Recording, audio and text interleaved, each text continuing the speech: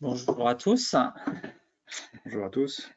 Donc, je suis Damien Martineau, donc je suis consultant expert notamment sur les solutions de gestion de projet sur SAP. Donc, je vais vous présenter la solution et notamment vous faire une démonstration des différentes fonctionnalités qui existent dans cette solution. Et moi, je suis Sylvestre Morin, je suis directeur commercial solutions et directeur marketing chez Codilog. Et c'est moi qui vais faire les premiers slides d'introduction, de présentation de notre entreprise. Alors, qui sommes-nous, Codilog? Eh bien, Codilog est d'abord une entité du groupe Neurone. Alors, pour celles et ceux qui ne connaissent pas Neurone, c'est une entreprise donc cotée à la Bourse de Paris qui fait en 2022, qui a fait en 2022 plus de 650 millions d'euros de chiffre d'affaires, donc une taille significative, avec un beau taux de croissance annuel, puisqu'on s'enorgueillit tous les ans de surperformer légèrement le marché. On est aujourd'hui 5e recruteur en France. Et on fait travailler donc environ 6400 personnes en France, mais également à l'étranger, comme vous le voyez sur la petite carte qui est à droite de votre écran, une présence donc en Europe, mais également sur d'autres continents. Alors, quel est l'intérêt pour Codilog d'être filiale du groupe Neurone? Bien, c'est qu'on dispose donc d'une surface financière intéressante et également on bénéficie de référencement possible auprès de grands groupes, ce qui nous facilite la vie au quotidien. Alors, Codilog en quelques chiffres. Donc, Codilog, c'est l'entité SAP du groupe Neurone. Donc, nous existons depuis environ 25 ans. Nous allons fêter cet anniversaire cet automne tous ensemble. C'est une étape importante dans l'histoire de l'entreprise. On est un peu plus de 400 collaborateurs et la spécificité de notre activité, c'est qu'on est vraiment dédié à SAP. On est 100% SAP. Il y a beaucoup de SN qui font du SAP, mais qui sont également actifs sur d'autres environnements. Nous, c'est un choix stratégique qu'on a fait depuis le début, de ne pratiquer que sur cet environnement très spécifique. Alors, du coup, comme on fait que du SAP, on essaie évidemment d'être plus innovant possible. Donc, on a une équipe R&D et on travaille sur les sujets les plus récents, à travers des applications autour de la mobilité, des interfaces, des EAI, et puis des nouveaux sujets cloud, évidemment, qui nous occupent au quotidien, puisque c'est la stratégie de l'éditeur depuis maintenant un certain temps. En termes de présence géographique, on est beaucoup représenté sur le territoire français, mais on est également actif en Belgique, en Suisse et en Tunisie pour mieux servir nos clients, qu'on est de toute façon capable d'accompagner sur des projets en France et à l'international. En termes d'activité, Codilog est actif sur l'ensemble du cycle de prestations qu'on peut retrouver sur ce type de projet. Ça commence par tout ce qui est conseil. On intervient, que ce soit sur des phases d'audit ou d'études, cadrage auprès de nos clients et interlocuteurs. On fait également du conseil fonctionnel, de la MOA et également du PMO. En aval de ça, on intervient sur beaucoup de projets en build, donc intégration, que ce soit Greenfield, donc intégration from scratch, ou Brownfield, donc conversion S4 à partir d'un historique existant. Voilà, ce sont des équipes dédiées qui interviennent sur ces sujets. On est également fortement représenté sur tout ce qui est run, donc TMA, TME, c'est un peu plus du tiers de notre activité. On fait également de l'hébergement on-premise, ou alors on participe donc de près ou de loin à des opérations en cloud, que ce soit avec SAP ou des hyperscalers. Au-delà des activités de run, on est représenté et reconnu sur tout ce qui est transformation, puisqu'on a pas mal de savoir-faire dans tout ce qui est reprise de données, data conversion, et puis sur les sujets donc strictement financiers, puisque nous, ce qu'on appelle data conversion en interne, c'est toutes les opérations qui sont liées aux fusions, scissions dans les entreprises qui ont SAP et sur lesquelles on a un outil spécifique qui nous permet donc de faire bénéficier nos clients de prestations économiquement avantageuses, mais surtout techniquement très pointues. Enfin, Codilog est également donc éditeur de solutions. donc d'outils add-on qu'on peut plugger autour de solutions SAP existantes et qui facilitent la vie de différentes opérations, de différentes directions, qu'elles soient finance, achat, qualité ou même DSI. Enfin, pour finir et pour être complet, Codilog intervient régulièrement en tant que revendeur de licences auprès de ses clients. Voilà, je vais maintenant passer la parole à Damien. Merci Sylvestre. Donc, on va rentrer dans le vif du sujet et vous présenter EPPM et faire une démo. Tout d'abord, EPPM, c'est pour Enterprise Portfolio and Project Management. Donc, c'est une solution globale de gestion de projet au sein de SAP. Ce qu'il faut bien voir, c'est que cette solution EPPM, elle est vraiment dans le cœur digital S4HANA.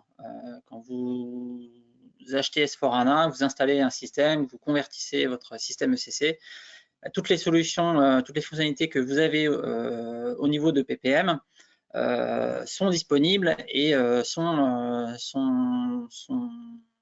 utilisables dans S4. Ce qu'il faut voir, c'est qu'il y a une histoire par rapport à la construction de cette solution. Et on a 3 grandes briques logicielles en fait, qui sont historiquement utilisées pour la gestion de projet.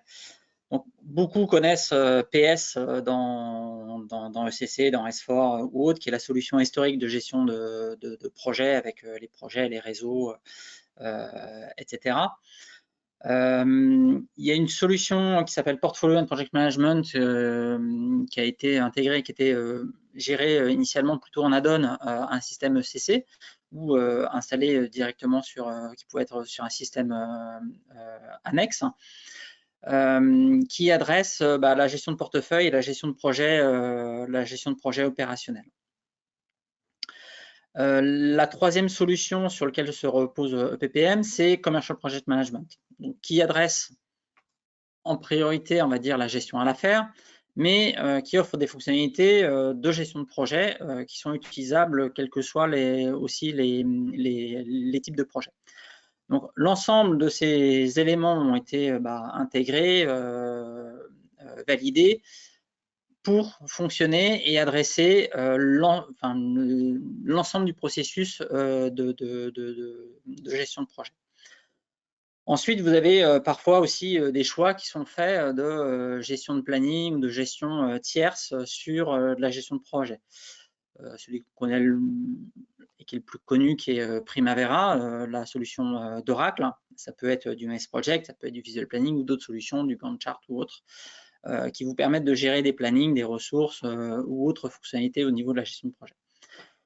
Eh bien, ces solutions-là, avec SAP BTP, avec les API Management, on va pouvoir les intégrer, pouvoir faire des connecteurs, pour pouvoir échanger, synchroniser un certain nombre d'informations et toujours être en ligne entre ce qu'on veut faire dans la partie SAP et ce qu'on va faire dans ces outils tiers de gestion de projet. Alors, pourquoi on a besoin de ces outils-là? Au niveau de la gestion de projet, souvent ce qu'on constate, c'est d'une part, il y a un nombre d'acteurs importants qui interviennent autour des projets. Ça peut être des contrôleurs de gestion parce que des projets, c'est des sous. Il va y avoir des achats, il va y avoir la gestion des ressources. On va avoir bien sûr les chefs de projet et l'ensemble des équipes projet qui vont intervenir. Et souvent, ce qu'on constate, c'est que dans la partie gestion de projet, il y a une partie qui est gérée parfois dans SAP pour gérer la finance, parfois dans des tableaux de bord Excel et beaucoup dans des tableaux de bord Excel ou des rapports PowerPoint. On peut avoir des projets, des plannings qui sont faits dans MS Project. Donc, beaucoup d'informations finalement qui sont gérées, mais de manière disparate et dans beaucoup d'endroits différents. Donc, on a des projets qui ne sont pas forcément gérés de manière cohérente. On a des informations qui sont disponibles dans des SharePoint et l'information n'est pas forcément juste. On va retrouver l'information à différents endroits. Tout le monde n'a pas accès à l'intégralité des informations. Donc, parfois, l'incapacité à avoir la bonne information au bon moment pour piloter correctement les projets. Et l'objectif d'un système complètement intégré, parce que là, ce que je vais vous montrer, c'est une solution qui est 100% SAP et sur laquelle on va gérer et adresser beaucoup de problématiques via la gestion de projet. qui soit lié à l'équipe projet, qui soit lié aux achats, qui soit lié à la gestion des ressources, qui soit lié au contrôle de gestion et à la partie budgétaire de la gestion de projet. Donc, on va centraliser l'ensemble de l'information dans un seul et même système. Donc, une source de données unique, single source of truth, le fameux slogan de SAP. L'information est présente à un seul endroit et elle est fiable. On va pouvoir y accéder directement. Je sois un chef de projet, j'ai besoin de voir le contenu d'une tâche, j'ai accès. Je suis contrôleur de gestion, je veux voir l'avancement par rapport à quand je fais un forecast, l'avancement physique du projet, je peux y avoir accès. Et également des analyses en temps réel. Avec S4HANA, l'aspect analytique nous permet de générer un certain nombre de rapports et d'indicateurs parfois complexes, parce qu'un projet, ça peut être des dizaines, des centaines, voire des milliers de tâches, et on va réussir à produire ces rapports en temps réel. Et le dernier élément, même si chacun peut avoir accès à l'ensemble de l'information, certaines informations sont plus sensibles que d'autres et on n'a pas forcément accès à l'intégralité de tout ce qui se passe dans SAP. Donc on va pouvoir ségréguer les données et dire voilà, un chef de projet, il a le droit de faire un certain nombre de fonctionnalités, il a le droit de voir un certain nombre d'éléments. Le contrôleur de gestion, il a sa responsabilité, il a besoin de voir les éléments qu'il gère, il a peut-être besoin de voir les plannings, mais il n'a peut-être pas nécessairement capacité à voir les documents de steering committee ou autres. Donc, une interface utilisateur avec des rôles qui vont nous permettre d'adresser le qui fait quoi et qui peut voir quoi au niveau du projet.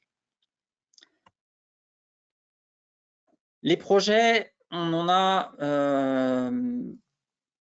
chaque entreprise fait des projets. Une entreprise qui fait plus de projets, c'est une entreprise qui est en train de mourir parce qu'elle n'est pas en train de se développer, elle n'est pas en train de faire de gagner des parts de marché ou en train d'essayer de faire de s'agrandir. Donc, la gestion de projet, ça adresse tous les types de projets, que ce soit dans la recherche et développement, que ce soit dans l'IT, que ce soit dans la construction, que ce soit dans les investissements industriels qu'on pourrait faire. Tout ça, ça fait partie globalement de la gestion de projet et ça adresse aussi tous les secteurs d'activité. On fait des projets, alors nous on travaille chez Codilog, on fait des projets IT, on fait des projets SAP, mais toutes les sociétés généralement font aussi des projets IT. Que ce soit dans la pharma, que ce soit dans la construction, que ce soit dans l'agroalimentaire. Donc, l'objectif de cette solution, c'est d'adresser tous les types de projets et tous les secteurs d'activité. On va adresser bien sûr la planification. On a 3 grands types de planification qui vont être adressés. La partie financière, parce que c'est un point important de la gestion de projet. La partie planning, où on en est, où on a de l'avancement physique, qu'est-ce qu'on arrive à réaliser, et les ressources. Un des points clés de la gestion de projet, souvent, c'est adresser les bonnes ressources au bon moment pour réaliser correctement les projets. Et un des gros intérêts de la solution d'intégrer tout ça dans SAP, c'est que souvent, on a besoin des fonctions support parce qu'on va avoir besoin de finances, on va avoir besoin de budget, on va avoir besoin d'acheter des choses. Donc, on a besoin de s'intégrer avec les fonctions support. On a besoin avoir si on fait des projets qui sont vendus et une gestion à la faire, on va avoir besoin de s'intégrer avec l'administration des ventes. On va avoir besoin de ressources et de savoir la disponibilité des personnes. Et donc, on va avoir besoin de s'intégrer avec les ressources humaines. Et dernier point, on a aussi une interface utilisateur qui est complètement unifiée. Toute la démonstration que je vais vous faire tout de suite, elle est basée sur SAP Fiori, dans lequel on a des applications 8.5, du Webdyn Pro, des fois des transactions qui ont été portées dans le système. Mais j'ai un seul point d'accès avec une ergonomie qui est unifiée et qui nous permet d'adresser l'ensemble des fonctionnalités. Que je sois dans PS, dans PPM ou dans SAPM, pour l'utilisateur, c'est transparent, il est dans S4HANA. Alors, avant de vous montrer dans le détail ce qui va se passer dans l'outil, quelques remarques par rapport au choix d'intégration. La gestion de projet est relativement vaste, on peut faire plein de choses et ça adresse différentes problématiques. Donc en fait, on va avoir une solution un peu modulaire et on a besoin de savoir quels sont les objectifs qu'on souhaite atteindre lorsqu'on met en place une solution de gestion de projet. Alors, on l'a présenté comme ça avec 3 grands objectifs qui répondent à différentes choses, mais le questionnaire est beaucoup plus vaste que ça. On peut avoir bien sûr une question d'objectif de pilotage stratégique de l'ensemble d'un portefeuille de projet, par exemple. Et donc là, on va être plutôt dans la partie gestion de portefeuille pour pouvoir suivre globalement les projets, les initiatives, les différentes opportunités, suivre de manière macro les budgets et les capacités, parce qu'on est en théorie contraint sur ces budgets et la capacité à faire, d'avoir une aide à la décision sur les opportunités qui sont lancées. Souvent, vos utilisateurs, les besoins au sein de l'entreprise, ils sont vastes et il faut pouvoir cibler quels sont les projets qui vont nous permettre d'avoir le maximum de valeur ajoutée. Gérer un portefeuille, c'est aussi vérifier les impacts et le suivi de ce qu'on a décidé de lancer, de ce qui est en cours, donc intégrer avec le suivi de projet et avoir un système de cockpit, d'alerte, de tableau de bord qui nous permettent d'alerter sur les dérives du projet, puisque un projet qui commence à dériver, ça peut avoir des répercussions d'une part sur les objectifs qu'on s'était données sur la réalisation de ce projet-là, mais il peut avoir des répercussions sur d'autres projets qui sont en cours et qui peuvent avoir des répercussions en chaîne. Le deuxième objectif principal qu'on adresse, c'est une partie de gestion de projet opérationnel. Globalement, c'est comment on dote le chef de projet d'un outil qui va lui permettre de piloter de manière efficiente son projet. Donc, on va gérer dedans principalement la gestion de planning, où est-ce qu'on en est, l'avancement physique du projet, comment on va gérer et affecter les différentes ressources qui vont intervenir tout au cours du projet, et s'assurer qu'on arrive à s'intégrer avec les différentes fonctions support, avec les achats, avec le contrôle de gestion et autres. Et le troisième grand objectif, c'est quand on va vouloir faire de la gestion commerciale ou de la gestion à l'affaire et d'avoir la possibilité de piloter et d'avoir une vision globale sur les projets, que ce soit dans les achats, dans les ventes ou dans l'avancement. Donc, fédérer tous les projets avec un certain nombre d'indicateurs, offrir des outils de budgétisation et de suivi budgétaire avancés sur la partie gestion de projet, que ce soit dans les budgets initiaux, dans la préparation de devis commerciaux, ou que ce soit aussi dans le suivi de l'avancement avec les restes à faire et les coûts à terminaison, par exemple, et aussi d'avoir un cockpit pour les achats et les ventes. Alors, vous voyez, dans ce que je viens de dire sur la partie commerciale, ça n'adresse pas que les projets commerciaux. Ça peut être très bien aussi adressé à des projets internes d'investissement, parce que le processus budgétaire, il est aussi important sur ces éléments-là. Alors, une fois qu'on a posé ces objectifs, on va essayer de voir qu'est-ce qu'on va mettre en œuvre au niveau du projet. Et donc, dire qu'on veut utiliser la partie portefeuille ou la partie projet ou la partie PS ou la gestion CPM, c'est pas complètement neutre dans la gestion SAP, notamment sur l'ensemble des données qu'on va devoir gérer. Quand on va être au niveau portefeuille, on va gérer de manière macro le portefeuille, sa structuration, les différents éléments qui sont finalement les projets. Quand je vais être dans la partie gestion de projet opérationnel, je vais avoir mon projet, là, c'est un peu mon élément que j'ai au-dessus et j'ai un vrai projet qui est défini avec l'ensemble de sa structure en termes de planning, en termes de tâches, en termes de livrables qu'on va pouvoir suivre. La partie PS, on va l'utiliser plutôt comme élément d'imputation. Ça reste très important parce que ça reste l'objet analytique qui va être utilisé dans l'ERP S/4HANA, qui va être utilisé dans les achats et dans les ventes, notamment pour imputer, pour faire la saisie des temps qui va être en lien, avec une structuration qui va être associée à peut-être mon projet opérationnel. Et mon master project, mon projet commercial, qui peut regrouper un ou plusieurs projets opérationnels ou projets PS. Et donc, ce que vous voyez aussi dans ce schéma-là, c'est qu'on a différentes options. Le système est modulaire, il est un peu à tiroir. De quoi j'ai besoin pour faire ma gestion de projet? Est-ce que j'ai besoin du portefeuille pour suivre de manière macro? Est-ce que j'ai besoin de CPM pour faire pour gérer mes cockpits, pour gérer mes budgets, etc., etc. Donc, il y a différentes options qui nous permettent de gérer et d'intégrer complètement les différentes solutions. Et en fait, votre projet pour implémenter EPPM dans votre entreprise, c'est de définir quels sont nos objectifs, qu'est-ce qu'on veut atteindre et qu'est-ce qu'on veut mettre en œuvre en termes de solutions et de briques techniques au niveau du projet. Et donc, quand on est haut, on est à un niveau plutôt macro, un niveau plutôt de pilotage. Plus on descend, plus on arrive dans la partie gestion opérationnelle.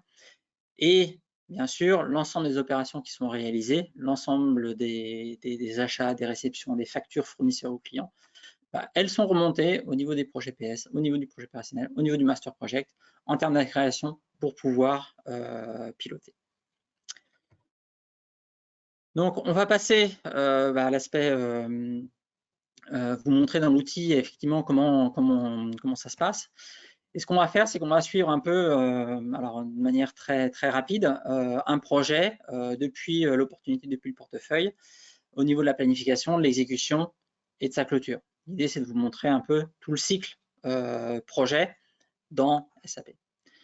Alors, je vais switcher sur mon projet, mon système SAP. Donc ici, je suis dans mon environnement Fiori et ce qu'on va commencer, on va aller voir la partie gestion de portefeuille.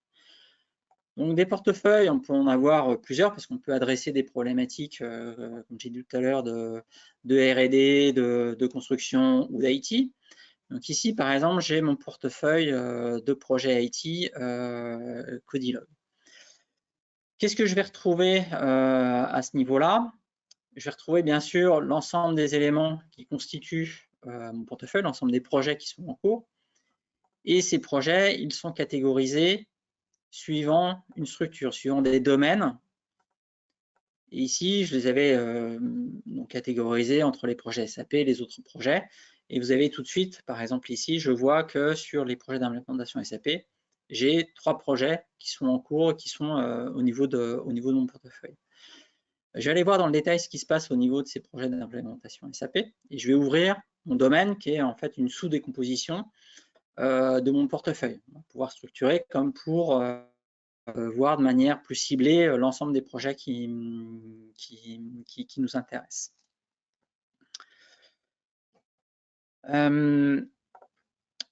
Mon domaine, mon portefeuille, je vais le catégoriser pour dire à quel moment je veux faire mon suivi. Donc là, par exemple, je vais faire une répartition financière par trimestre et des capacités. C'est un peu l'objectif de dire, voilà, mon objectif de revue de portefeuille, elle va se faire globalement de manière trimestrielle. Et je vais retrouver ici l'ensemble des projets en fait, qui sont dans mon domaine. Avec les différents projets, je vais avoir les priorités, je vais retrouver de manière macro le début et la fin de mon projet, les statuts, les indicateurs qui vont me permettre de catégoriser mes projets. Donc je vais pouvoir les catégoriser, pouvoir les classer, pouvoir les identifier.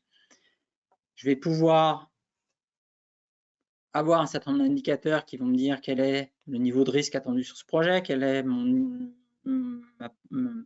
ma probabilité de succès technique ou autre. Et je vais avoir aussi un certain nombre d'indicateurs sur où j'en suis au niveau de mon budget, mon planning ou du staffing du projet. Si je viens voir dans le détail un des éléments, première chose, donc ça c'est mon projet It's for You. Je vais retrouver ici, de manière très graphique, le planning d'exécution au niveau de mon portefeuille. Et je reste à un niveau macro. Donc j'ai les grandes phases, j'ai les gates de ma gestion de projet de mon portefeuille. Et je vais les retrouver ici dans phase de décision, où je vais avoir l'ensemble de mes éléments. Et je vais avoir un planning qui va être extrêmement macro. Ma phase de planning, elle est prévue à ce niveau-là, elle a été réalisée à ce niveau-là. La phase d'exécution, elle est prévue sur cette période-là. Et j'ai une phase de clôture qui va être faite à ce niveau-là. L'objectif, c'est vraiment de piloter, de voir où on en est, qu'est-ce qu'on en a fait de manière très macro. L'autre élément, notamment quand on est dans les phases amont, et un des objectifs du portefeuille, c'est de pouvoir qualifier nos différents projets. Donc, pour qualifier ces projets, on va se baser sur un certain nombre de questionnaires. Et par exemple, ici, vous pouvez voir, j'ai 2 questionnaires qui sont affectés sur le risque de probabilité de succès technique et le niveau de risque. Et en fait, on va pouvoir paramétrer un certain nombre de questions. Ça peut être soit un bouton, soit une liste de valeurs, etc. Et je vais pouvoir répondre à ces différentes questions. Donc, sur un portefeuille, je vais avoir mes formulaires standards et mes fiches de qualification de mon projet.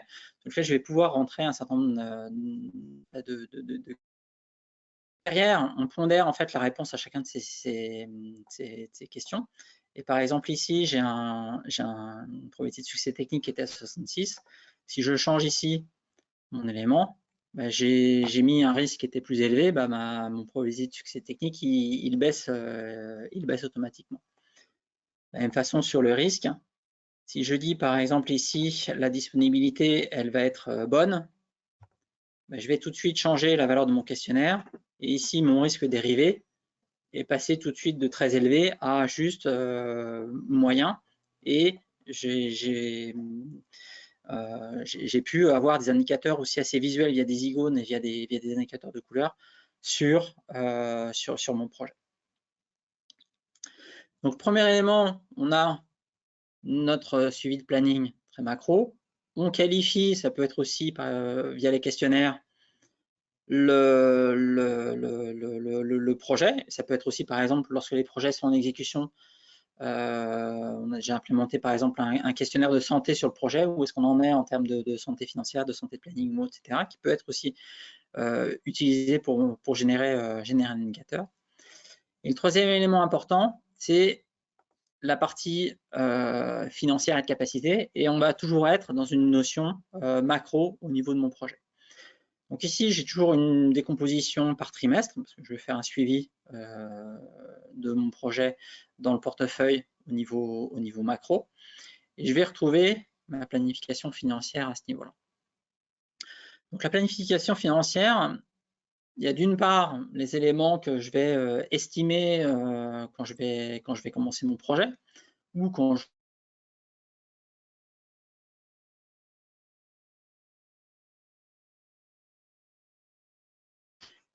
lancé. Par exemple ici, sur mon projet, les Proof Project, est-ce que j'ai saisi au niveau de mon projet cette vue projet qui va être renseignée?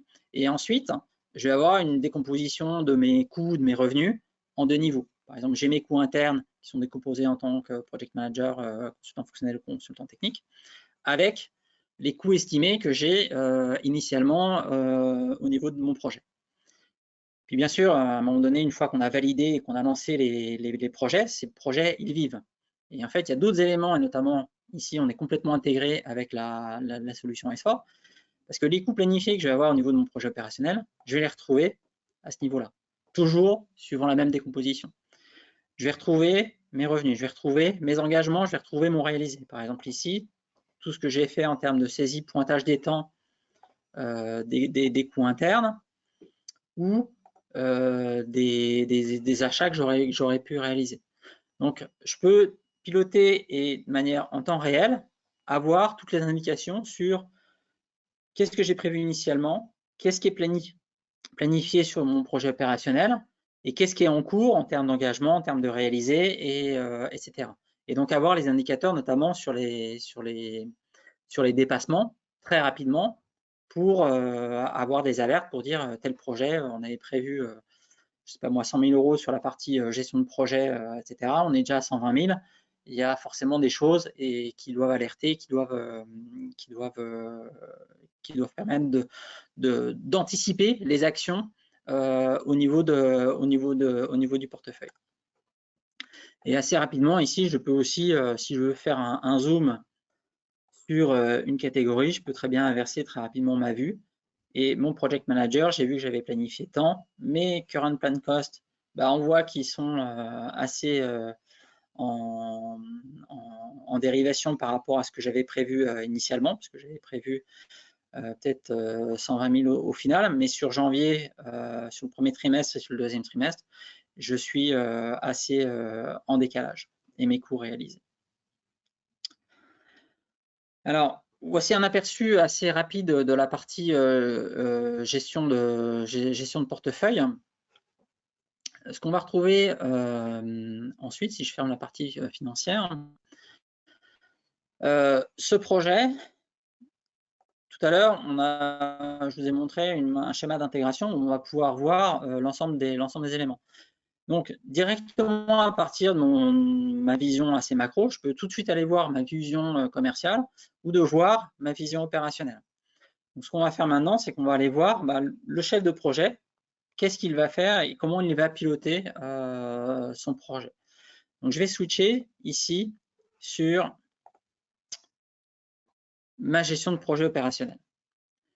Donc, dans la partie gestion de projet opérationnel, ici, vous retrouvez les 3 phases qui étaient associées aux phases que j'avais tout à l'heure. Alors, ce n'est pas suffisant pour le chef de projet pour planifier ces éléments. Et derrière, je vais retrouver en dessous de chacune de ces phases le planning, l'ensemble des tâches qui vont être réalisées. Dans la partie Explore, je vais avoir du project management, je vais avoir de la conception, je vais avoir la conception des autorisations et je vais définir ma stratégie de migration, par exemple. Je vais retrouver bien sûr les éléments de planification classiques. Quand est-ce que je termine, quand est-ce que je commence, quand est-ce que je termine, est-ce que je fais un scheduling en fonction des tâches fines ou à partir de mon projet. Je le fais en avançant ou en reculant. Sur les tâches, par exemple, je vais retrouver toutes les contraintes ou tous les éléments que je souhaite indiquer. Je vais bien sûr retrouver la durée, la charge de travail qui est affectée. Et une fois que le projet commence à avancer, je vais retrouver aussi, à un moment donné, je vais essayer de calculer l'avancement physique de mon projet, peut-être calculer un earn value sur mon projet. Et pour ça, j'ai besoin de savoir où j'en suis en termes d'avancement réel sur mes tâches et pas uniquement en termes de consommer. Donc, pour chacune des tâches, je vais avoir son détail avec les éléments qui sont planifiés. Je vais aussi pouvoir le voir de manière un peu plus globale, de manière tabulaire pour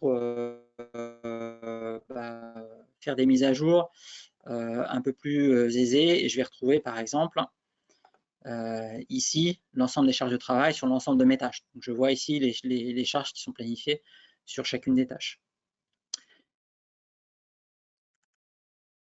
Le troisième élément en termes de planning qui est important, c'est bien sûr le planning. Alors ici aussi, j'ai un peu une vision tabulaire parce que je vais retrouver par exemple la gestion de mes tâches avec les durées qui sont ici. Si je veux changer mes tâches, je vais pouvoir le voir assez rapidement. Et si je fais un zoom sur mon vision de macro globale de mon projet, et ici j'ai mon diagramme de Gantt de mon projet qui est directement accessible. Et je vois l'enchaînement des tâches, etc. Et alors c'est complètement natif, mais je prends une tâche, je la lie à une autre, mon planning, il se décale automatiquement. Je fais la même chose sur la suivante. Et par défaut, hop, on va le lier. Il va refaire le lien, et il va réordonnancer, il va calculer les éléments. Alors bien sûr, si vous mettez des contraintes sur des tâches, vous les positionnez, vous devez dire ça doit démarrer avant telle date ou ça doit faire des relations. Toutes les fonctionnalités classiques de gestion de projet elles seront disponibles et s'il y a des contraintes qui ne sont pas respectées, qui ne sont pas respectables par l'ordonnancement automatique, on va être alerté, on va pouvoir refaire le calcul d'ordonnancement du projet à ce niveau-là. Donc un outil de gestion de planning très simple d'utilisation et qui est ce que vous allez retrouver dans Primavera, dans MS Project ou autre. Deuxième élément, c'est la partie gestion des ressources. Puisqu'on va planifier des tâches, on va planifier une charge de travail. Et dans le processus de gestion de projet opérationnel, je vais aussi définir qui fait quoi et qui réalise quoi. Donc là, par exemple, j'avais défini 3 rôles au niveau de mon projet qui vont intervenir au niveau du projet. Et j'ai affecté les tâches et j'ai affecté les ressources qui interviennent au niveau du projet. Et donc, par exemple, ce projet, j'ai une demande qui est calculée en fonction de la charge qui est affectée au niveau des tâches. J'avais une demande totale qui était de 105 jours. J'en ai réservé que 19 qui sont affectés à monsieur Damien Martineau. Et donc, ici, j'ai un statut qui me dit que mon rôle, il a été partiellement affecté, mais j'ai une demande qui a été réalisée sur le projet qui est encore conséquente parce qu'il me manque 86 jours à staffer sur mon projet. Et ça, vous le retrouvez aussi de manière assez graphique au niveau de mon projet, où je retrouve ma distribution de la demande qui a été calculée en fonction des différentes tâches qui étaient affectées. Qu'est-ce qui a été staffé? Vous voyez que le gap ici, il est encore important. Dernier élément sur la partie gestion de projet opérationnel, c'est toute l'intégration notamment avec le projet PS et la création automatique du projet PS. Donc première chose, on va avoir une possibilité de calcul du coût de revient au niveau de mon projet en fonction des tâches, des rôles, des personnes qui sont affectées et du taux de coût ou de revenu qui sont affectés. Donc là, par exemple, on retrouve l'ensemble des tâches qui étaient affectées. Donc, c'était le project manager qui intervenait sur cette tâche-là. Il y avait 20 jours hommes, ça me faisait 14 600 €. Sur le functional design, j'ai un consultant fonctionnel qui a une charge qui est différente, mais qui a un taux qui est très différent. Et donc, je vais pouvoir calculer en fonction de l'ensemble des ressources que j'aurai affectées, des ressources humaines ou autres ressources, par rapport à un taux de revient, l'ensemble du coût de revient de mon projet sur les ressources qui sont affectées. Et au niveau intégration avec PS, je vais retrouver ici, donc là j'ai fait une intégration à 2 niveaux. Souvent, au niveau imputation, on ne veut pas forcément avoir tout le détail de l'ensemble des tâches qu'on souhaite faire. Ça peut être une solution d'intégration. Donc là, j'ai fait un choix de me synchroniser au niveau de la phase de mon projet, qui est ici Explore, Realize ou autre. Et donc, j'ai fait entre un mapping, une création automatique qui s'est faite entre mon projet opérationnel et mon projet PS. Et donc, si je clique ici, là, par défaut, le Project Builder, je me retrouve dans le monde SAP PS, que beaucoup d'entre vous connaissent. Et tout ça, ça a été créé automatiquement avec ma structure qui a été faite. Donc, nativement, je ne suis pas dans PPM, je ne suis pas dans PS, je suis dans ma gestion de projet. De la même façon, le calcul du coût de revient que j'ai réalisé, je vais le retrouver ici, au niveau de mon budget, mon easy cost planning, au niveau du projet. L'ensemble des charges de project manager, de functional consultant ou de data migration, par exemple, elles ont été valorisées, elles sont disponibles au niveau des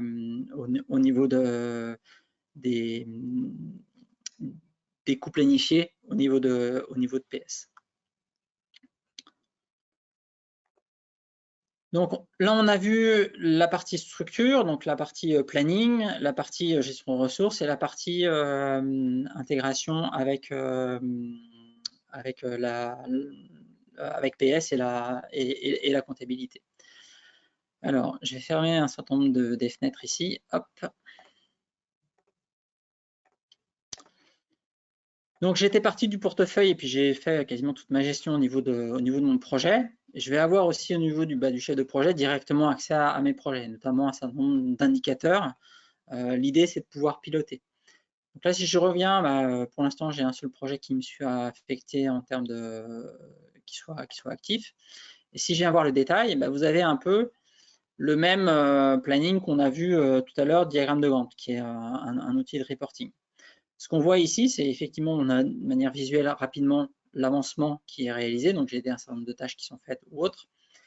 Et ici, j'ai aussi des indicateurs qui me disent que la tâche a été dépassée. Donc c'est un indicateur que j'ai calculé pour dire quelles sont les tâches qui sont en cours, dont la date de fin est dépassée et que je n'ai pas clôturée. Par exemple, cette tâche-là, Function Design, je l'ai complétée, elle n'apparaît plus en anomalie. Et je vais retrouver rapidement ces alertes-là. Et donc, ça me donne des indicateurs pour pouvoir justement piloter, dire bah, qu'est-ce qui se passe sur la conception, qu'est-ce qui se passe sur la migration des données, et est-ce qu'on n'a pas des choses à relancer sur les acteurs du projet qui vont être responsables de ces tâches. Un autre élément sur la partie ressources management, je vous ai montré qu'est-ce qui avait été affecté au niveau de mon projet, mais je vais avoir aussi une vision globale de je suis ressource manager au sein d'une équipe, de qui fait quoi au niveau du projet. Et donc là, je retrouve l'ensemble de l'équipe projet que je gère et j'ai effectivement tous ces indicateurs pour dire qui fait quoi, à quel moment et quelle est la charge. Donc là, si je reprends Damien Martineau, et sur toute la période, j'ai une affectation qui est à 50%. Et je vais retrouver en fait l'affectation au niveau des différents projets. Donc je vois que sur février jusqu'en avril, j'ai une charge qui est élevée. À partir de mai, ça commence à s'améliorer. Puis à partir de juin, j'ai pas de demandes qui sont faites.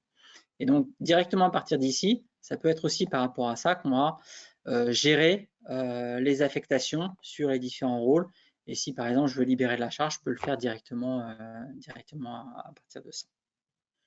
Donc un outil de pilotage des ressources sur lequel on va avoir une vue par rapport aux ressources et je vais avoir aussi la vue identique sur l'ensemble des projets et qui fait quoi. Donc je vais retrouver les différents projets et je vais retrouver les indicateurs toujours sur savoir est-ce qu'il y a un staffing qui a été fait, est-ce que le staffing il est complet ou il est pas complet. Par exemple, le project manager ici sur mai, il est OK et sur mars et avril, on a juste un staffing partiel.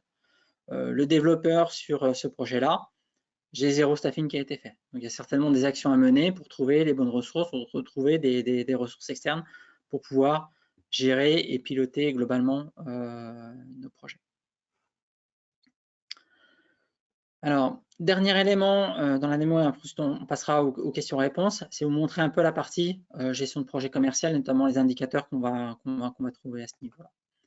Donc, dans la partie gestion de projet commercial, on va toujours retrouver, et vous avez vu tout à l'heure, depuis mon élément, je pouvais switcher directement vers mon projet commercial, notamment ce tableau de bord sur lequel vous avez un certain nombre d'indicateurs.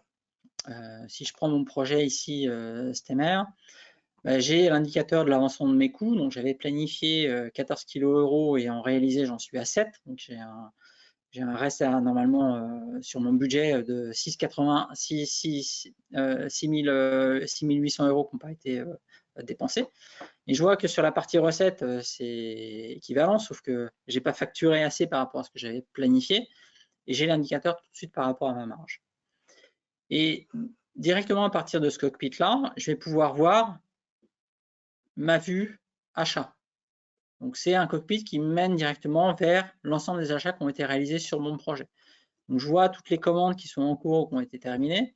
Et sur une commande qui est en cours, je vois que elle a été livrée partiellement une quantité sur 4, que ça fait depuis le 15 décembre qu'elle aurait dû être livrée. Donc, j'ai un indicateur overdue by 92 jours parce que j'aurais dû faire cette action beaucoup plus tôt. Et je vois aussi le lien avec les différents éléments qui sont intervenus sur la commande. Bien sûr, si je clique dessus, j'arrive, si mes autorisations le permettent, à la visualisation de la facture du fournisseur. De la même façon, on va avoir le pendant côté achat. Donc c'est vrai, ces deux fonctionnalités, les achats et la facturation, qui sont disponibles. Alors, je crois que j'avais une question sur est-ce que la plateforme est disponible en français, en anglais? Oui, bien sûr. Là, je suis connecté sur un système qui est paramétré par défaut en anglais. C'est pour ça que je me connecte par défaut sur ce système-là. Il est traduit dans l'ensemble des langues S4HANA. Vous avez aussi, par exemple, sur les projets, vous pouvez gérer la langue de gestion du projet et éventuellement traduire toutes les descriptions de votre structure projet, par exemple. Donc, c'est géré de manière globale, multilingue, multidevise, comme SAP le fait très bien. Donc, si je reviens sur ma partie facturation, enfin, vue vente, je vais retrouver l'ensemble des commandes qui sont affectées. Je vais retrouver mon plan de facturation. Et là, toujours, je sais que j'ai des postes qui ont été positionnés et qui n'ont pas été facturés alors qu'ils auraient dû être faits à la fin de l'année dernière. Je vais avoir une visibilité sur l'ensemble des factures qui ont été faites. Ça, c'est souvent, moi, par exemple, en tant que chef de projet, des fois, quand je me connecte à SAP, de savoir qu'est-ce qui a été facturé, où ça en est les paiements, c'est assez compliqué de le faire. Ici, je vois tout de suite que ces 3 factures-là n'ont pas été payées sur le projet. J'ai même ma balance AG du projet qui m'indique tout de suite, voilà, qu'est-ce que j'ai en termes de facture entre 1 et 60 jours, qu'est-ce que j'ai en termes de facture entre 60 et 120 jours, et directement accès à l'information de la facture. Donc l'information, elle est centralisée, elle est unique, et on y accède suivant ses rôles et ses autorisations. Alors, dernier élément avant de passer à une session de questions-réponses, un des fonctionnalités très importantes qui est quand même dans la gestion de projet et dans la partie CPM, c'est les coûts, les revenus planifiés et quel est l'avancement de nos coûts et de nos revenus. Donc, vous avez déjà ces indicateurs qui sont présents à ce niveau-là.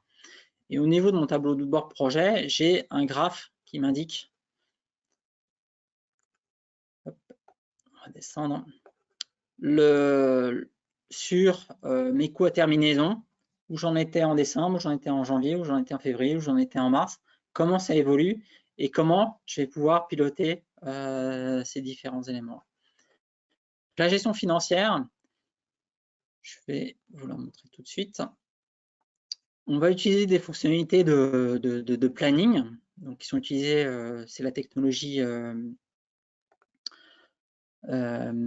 BIP qui est utilisée dans CPM, mais sur lequel on peut très bien switcher sur des écrans SAC Planning, Lumira ou autres. Donc là, si je reprends toujours mon projet et mon suivi budgétaire, donc je retrouve ici les différentes versions que j'ai faites. J'ai une version de devis qui avait été réalisée initialement au tout début du projet. J'ai une version courante qui est ma baseline et qui me sert de référence pour faire mes calculs d'avancement.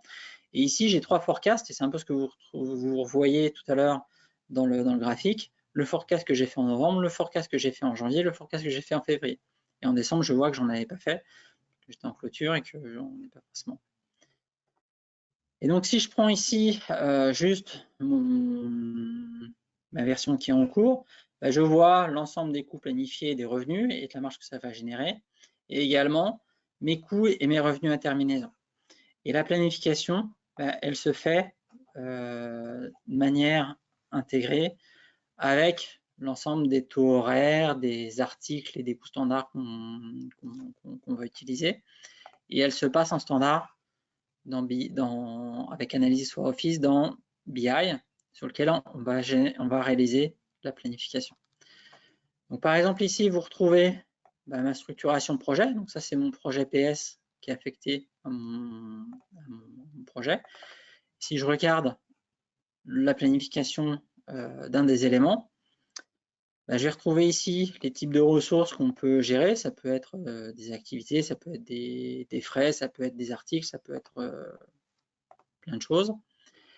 Est-ce que j'ai fait de la planification en quantité ou en montant, ou est-ce que j'ai fait de la planification de revenus? Et donc, je vais pouvoir planifier mon project manager. Ici, en termes budgétaires, je l'ai planifié 50 heures sur novembre, 50 heures sur décembre. Et après, c'est quelqu'un d'autre qui prenait le relais, une autre ressource.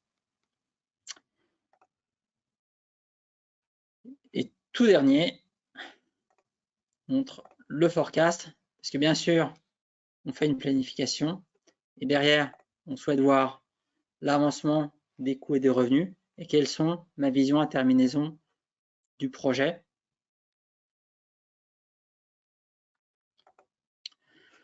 Là, je vais avoir un autre dossier de planification qui va me permettre de suivre mon reste à faire et mes coûts à terminaison.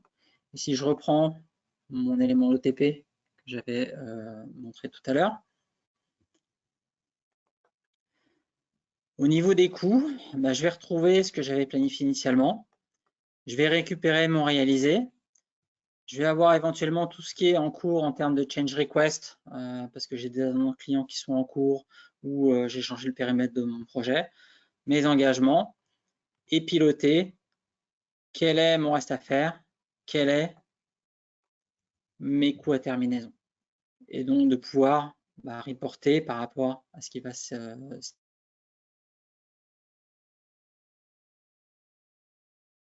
mon projet, ce qui va se passer dans le futur, et d'avoir une vision d'atterrissage de mon projet quand il sera clôturé.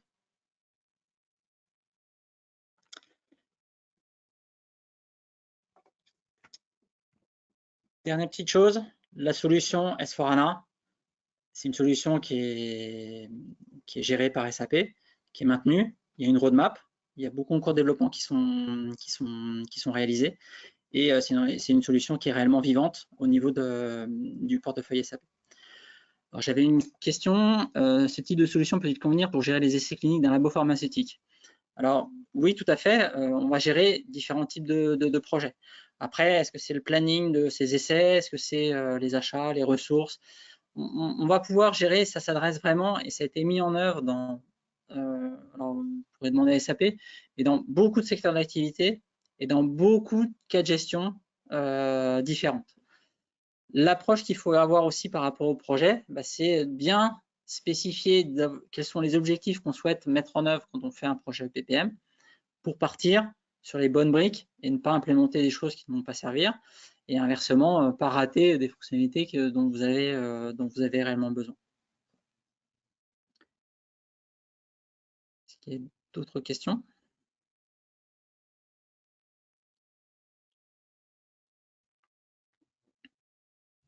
Merci à tous. J'espère que ça vous a intéressé, que ça a suscité des envies, des besoins d'aller plus loin. Comme le disait Sylvestre, s'il y a besoin d'approfondir, notamment, on a un peu survolé l'ensemble des fonctionnalités. Ça mérite, par exemple, la gestion budgétaire mérite quasiment un webinaire à lui tout seul. S'il y a besoin d'approfondissement, on est effectivement à votre disposition pour étayer un peu notre discours. Donc à très bientôt. Merci.